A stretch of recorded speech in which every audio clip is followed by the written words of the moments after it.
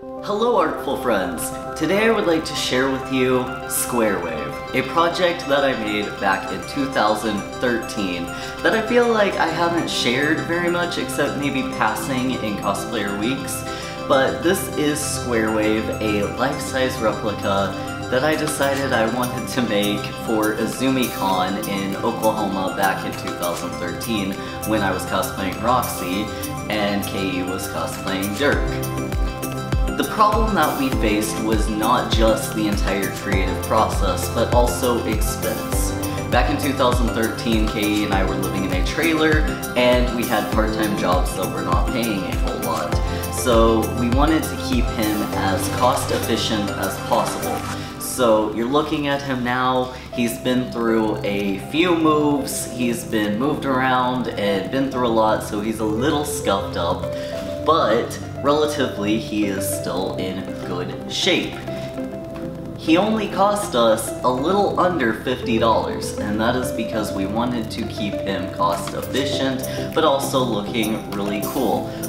His head, which I am going to pop off because the glue did come undone, we used just a really strong adhesive, but obviously not strong enough to go through a few moves. But he's in relatively good condition and didn't break anything.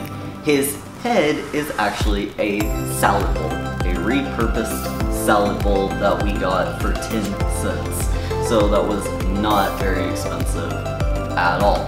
His arms and legs are made of PVC pipe. His bottom is also a repurposed salad bowl.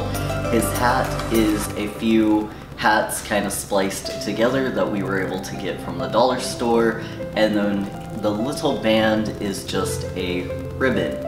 His eyeballs are actually the tops of coffee cans. So the plastic lids of a coffee can is what makes up his eye that we just painted. KE did all of the painting. The PVC pipe that you see for his fingers, I had to cut with a hacksaw. The hacksaw was only like $10 or so at Walmart.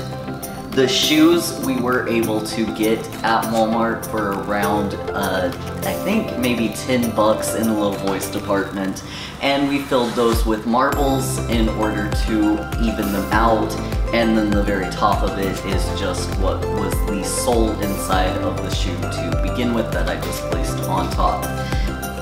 The hardest part of this entire project, other than putting the canvas, which his body is made of, these are just some square canvas that we were able to get from a craft store, and then the boxes on the bottom are just a little bit of cardboard.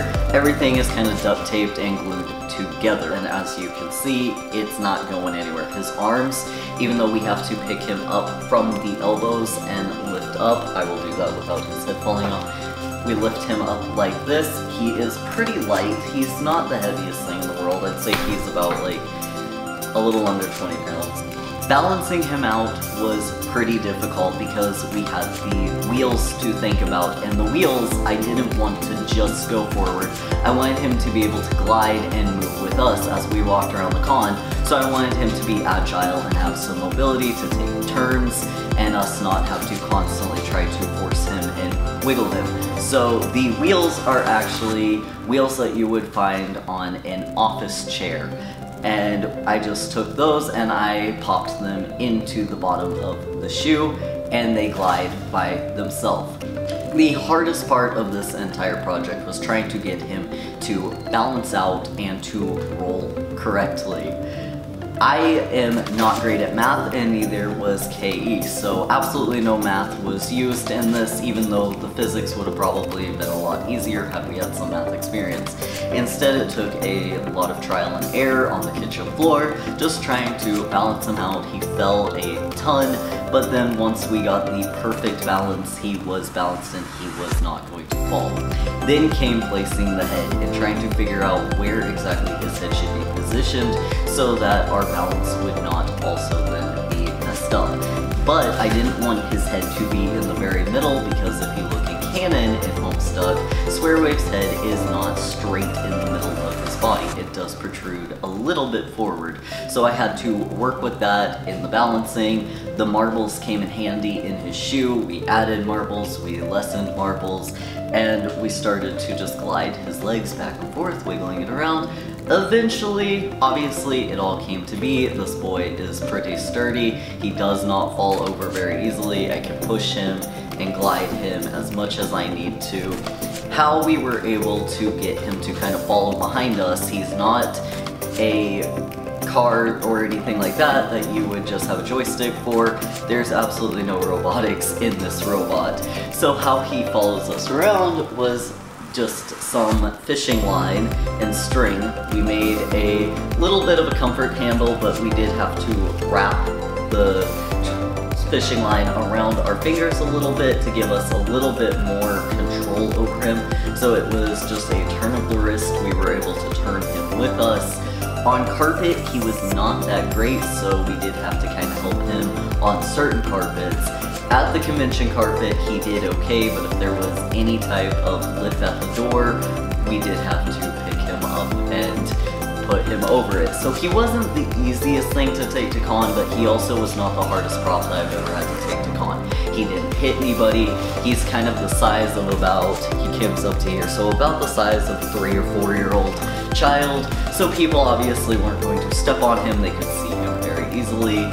And a lot of people had no idea how he was even rolling. They thought that potentially he was robotic, and we did have somebody driving him around somewhere that they couldn't see the joystick. But no, it is just some fishing line that we have at the very bottom of him, where the salad bowl that is his bottom is. It's protruding from that part of the front. It is a triangle, so then it goes from the very bottom of him, and then it goes to the bottom of both feet, and he's wrapped around the wheels to make sure that there is some security, and whenever we turn him, that he turns appropriately and accurately with us, and one wheel doesn't go one way versus the other, and he fall over. So that is Squarewave. I am very proud of him. I am so thankful that he made it through the move here. He is doing great. Maybe if Homestuck seems to come back into popularity ever, I might take him back to a con.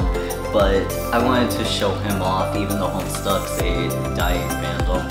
I thought that it would be fun to share a cool memory of creating him, and also just kind of explain him, because I feel like I never really did. Thank you all very much for watching. If you enjoyed this video, please do not forget to give it a thumbs up and subscribe if you have not already. Become an artful friend, and I will see you all next time. Bye.